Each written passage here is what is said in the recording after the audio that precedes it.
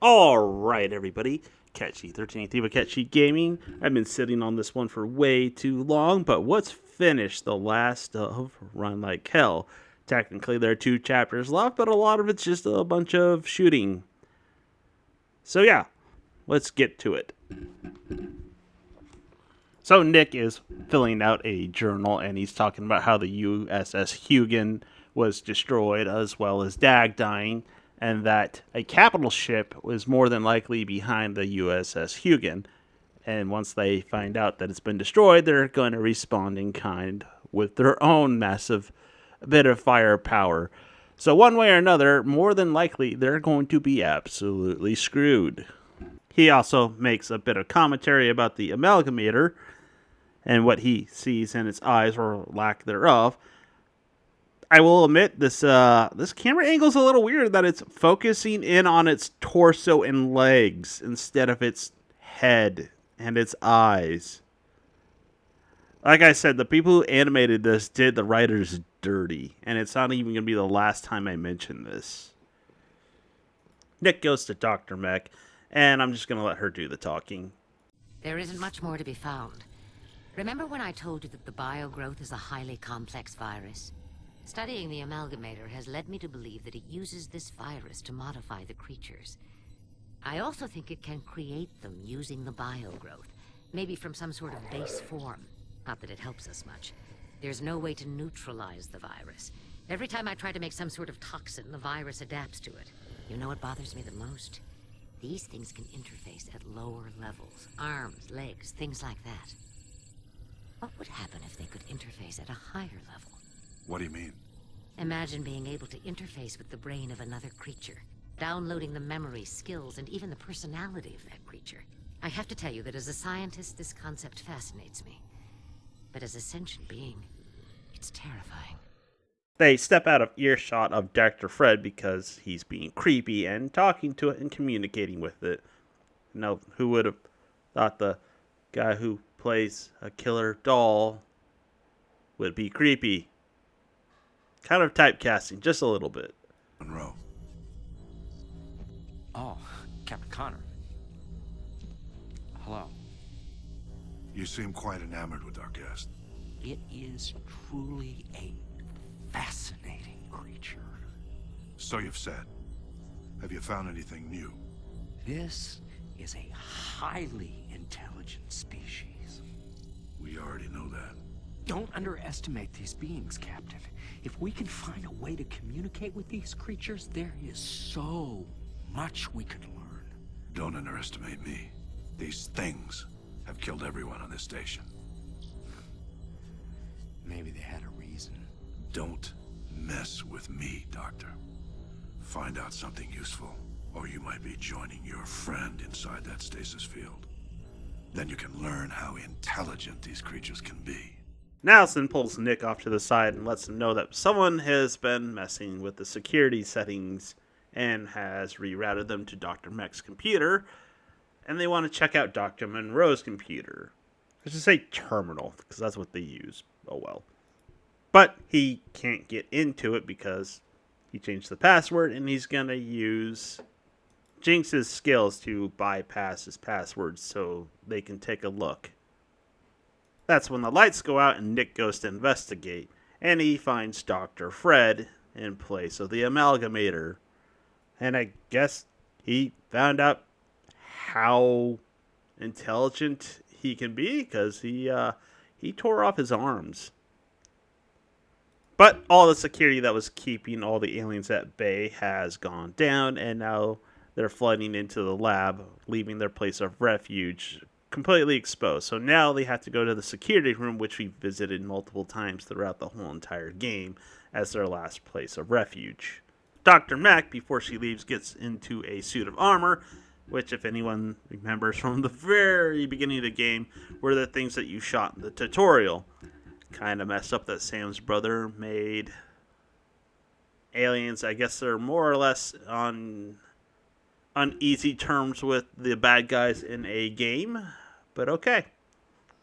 With that, though, they do see that a capital ship is on the way, and they know for sure that if it meets any form of hostility or knows that the station is hostile, they are going to be wiped out with the station.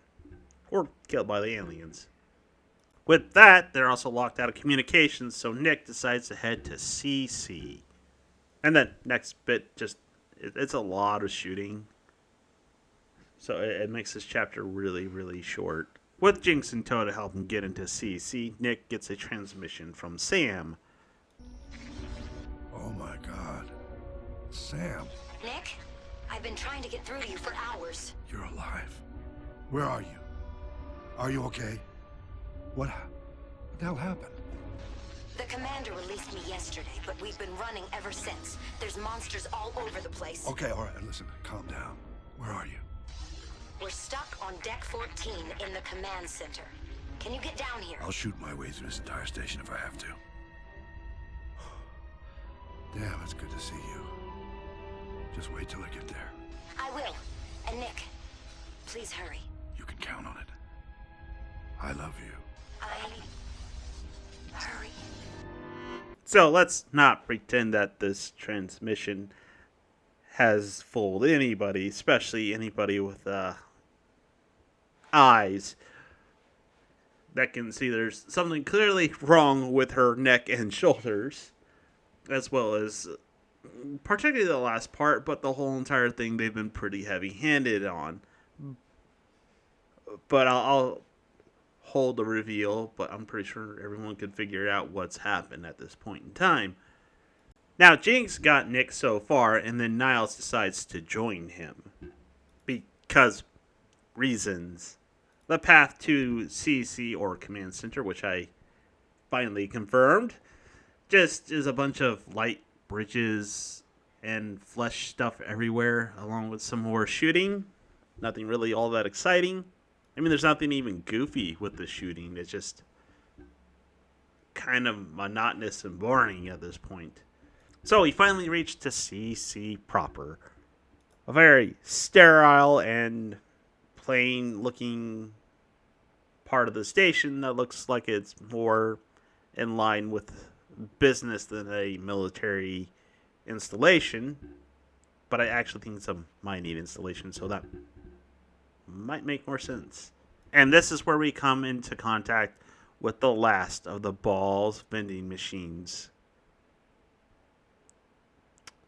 Farewell, Bawls energy drink. So what happens is Nick needs to go destroy an old generator and activate a totally different generator in order to get into the central part of the CC. It's a bunch of convoluted running around and finding a password and destroying stuff. So after setting off the generator, you have to run like hell. Something we haven't seen since the very beginning of the game, where you run down the hallway and you have to input whatever commands it tells you to do in a certain amount of time while running around obstacles. And if you miss, you fail absolutely. It's the second and last time they use this mechanic. But there's one last trick they have up their sleeves, and that is to send a cloaked enemy after you. You can't target it using the controller. You can free aim and hit it, but yeah, that's the last little upgrade they have for the cutters in the game, making them invisible. I think I actually died to the first one I was fighting because I was just like, just stood there and took it to the face like an idiot. But you don't see too many of these invisible cloaked cutters throughout the game. You see it maybe one or two more times, and that's it. So in order to beat them, though, I switched to the assault weapon. Not the one that they gave you at the beginning of the game, but the one that you find later on, which is a better version of said gun. And it has a grenade launcher that I rarely used on it. Because again, you only have so much special ammo in the game, and they didn't really balance out the finding of special ammo. Or put any in the game, which is part of the problem. So the one thing I failed to mention is, in order to get to the generator that you have to blow up, you now have to backtrack through everything you just went through, empty hallways and everything, to get to the new generator in order to activate it. It's long, boring, and pointless. So after finally activating said generator, going into, I guess, what is more or less a central structure, you get into the CC, and you get to see the commander. But first, you have to fight a boss in the game. It's this weird sort of bull-like thing. So, true to every other boss in this game, its hitboxes are absolutely ginormous. Those little purplish pink clouds that keep shooting at me have an absolutely massively huge area of effect versus its actual animated size. So again, at least they're consistent in terms of their boss design. And I'm just gonna let this next part of the cutscene play. Now where the hell is Samantha?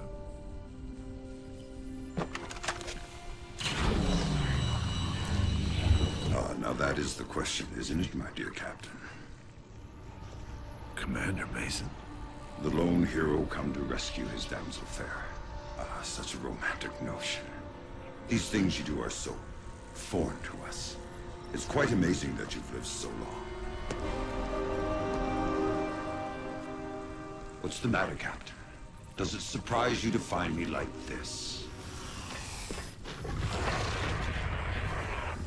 What are you? The menuless. That, my dear creature, is a tricky question. You see, we are the race. The only race. You are simply material for us to use. And what about you? How do you fit in with this blasphemy? You may call me the Elite. I have merged with this one you called Commander Mason. He is a part of me now.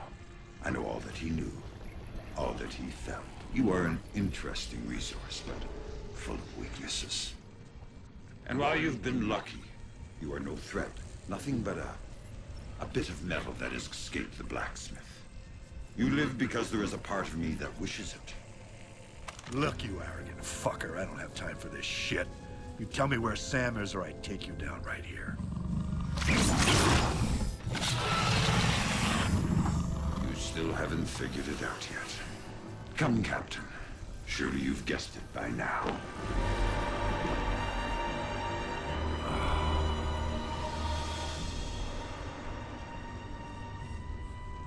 I am the Elite, Captain. Beloved, I have many bodies, but I am one mind. Soon this creature that you knew as Samantha will be a part of me. It is for this that I let you send your message. It is for this that I let you leave. You cannot stop us. Now that Commander Mason is a part of me, I know the location of Earth. Soon this station will be operational, and I will lead all my children to the ultimate source of genetic material.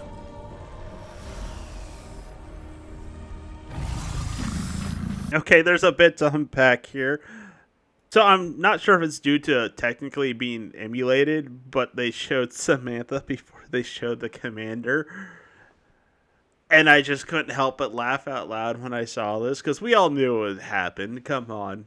This was not a surprise by any shape or form. I will admit that I kind of glazed over some of the plot elements that Nick's here to also send a message to the capital ship. But that was just minor, because the whole important thing of that cutscene was to show how preposterous the animators were for the writers, and that they completely, totally messed up the writer's story. And we also get to call the aliens the race now.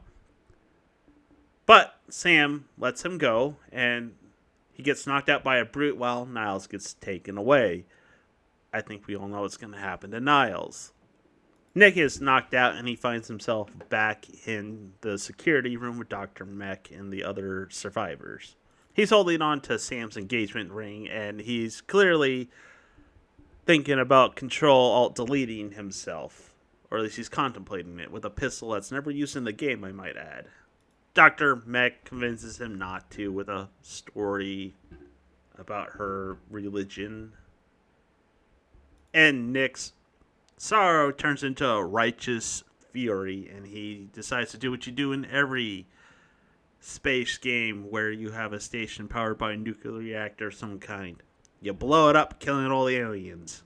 Doctor, Yes. I don't plan on bending with the storm. I'm gonna destroy it before it hits. So the whole entire surviving party goes off, and the race lets them go to the shuttle bay where the Marines landed earlier to take their shuttle. That's when Nick decides to go off on his own and destroy the station. So Nick puts together a crossbow-like device that shoots explosive containers, and he shoots it at the biggest brute you've ever seen in the game. But it explodes in like a weird comical way. Like unintentionally, but it's still just kind of funny. And in the typical fashion of this game, that is the one and only time you ever get to use that device. The only thing of note in terms of shooting all the various aliens of the race is you come along this series of catwalks and you see these containers like you did at the very beginning of the game, with brutes conveniently standing next to them. And now these containers full of explosives suddenly work on them. Like I said before, the brute at the beginning of the game had some of the thickest plot armor ever. So after you get to the reactor room, you come across Dr. Fred. And he's a little worse for wear. So the obvious joke here is he got ahead in life. I know I'll stop, I promise. But this is a very, very basic boss fight. And yes, it is a boss fight. It doesn't seem like a boss fight, but it is a boss fight. And the easiest boss fight in the whole entire game. So obviously you're going to beat him, and Nick puts an end to Fred. I mean, considering that's all that's left of him, we can just say headshot. So, in order to blow up the station via the reactor, a whole bunch of stuff has to be blown up and disabled. Not nearly as exciting as Halo, where you shoot up the vents, which can also be slightly frustrating, admittedly. But it's also very slow and tedious in this game. And when you go to actually start the process of blowing up, Niles, or what's left of him, shows up to stop Nick. This is probably the worst boss fight, and not because it engages in the world's biggest hitboxes like every other boss. Yes, it does that. The mechanics of this fight don't align with the mechanics of the player movement and attacking. He does this thing where he'll shoot a laser that sweeps across the whole entire room, and there's no real dodge, cover, or any mechanic to get around it. You just have to go around a corner. It's kind of lame. And it hurts like a bitch, I might add. On top of that, he will spawn itty-bitty little things to come after Nick. And it was just a tedious fight, constantly having to go around the corner, shoot him, down his shields, just to drain a little bit of his health, and try and not get hit by the laser. So after defeating him, Nick brings what's left of Niles' head to the thing to open up the security panel that allows him to detonate the facility, which doesn't make sense why they send Niles, the one guy who should know that they need his iris to open up said panel, but they do it anyways. I don't know. No one ever said the race was smart. But after Nick starts the essentially countdown timer, because that's what it amounts to, he finishes off race version of Niles, and then a countdown timer starts with Nick having to race all the way back to the hangar in order to escape. This involves a lot of shooting, and you finally meet this sort of scorpion thing that you ran into earlier in the game, the one that got an arm attached to it, sort of giving away the whole entire plot. But you fought one way earlier in the game, so it's nothing new. But yes, it's a third boss fight. So I'll give him credit where credit's due, although yes, it is a similar alien. It has different mechanics, and this thing, ooh, it kicked my ass a few times. And I'm just gonna let this cutscene play.